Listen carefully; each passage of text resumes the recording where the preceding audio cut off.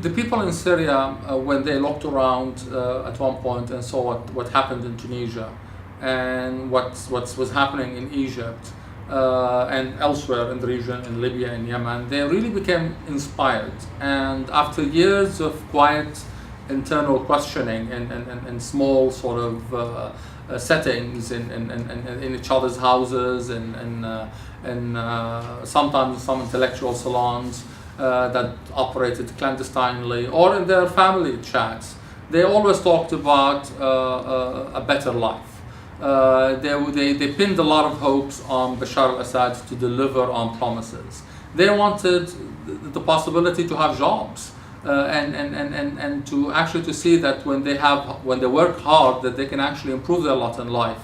They are not just working hard to stay in the same place or even to fall even lower than they expected. It was a process of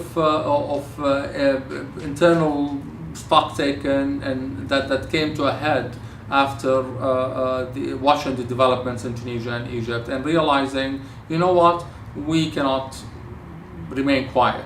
We also have to do our part. It can happen. Change can happen. We can challenge the system, and the world will be with us. The world will stand by us because we are fighting for our basic rights, for democracy, for human rights, and this is the time to do it. And this is why I think people went down to the streets. So it was, and they call it the dignity revolution.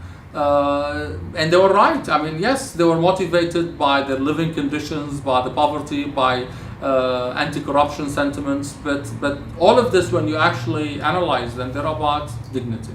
Corruption impacts your dignity.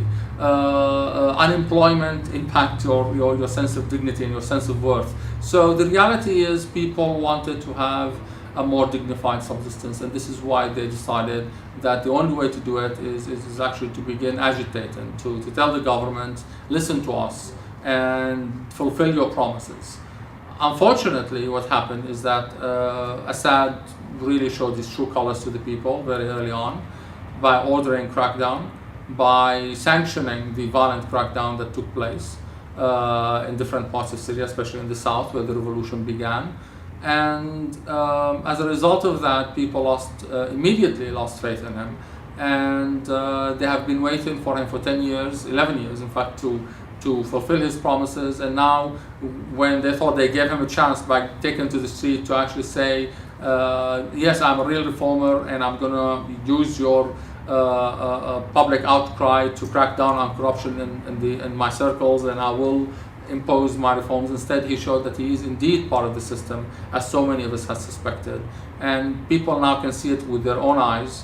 And as such, their cries for reform immediately turned into a cry for toppling the regime, into a cry for toppling Assad himself. And the more they became blunt in their demands, the larger and more violent the crackdown championed by Assad and his supporters.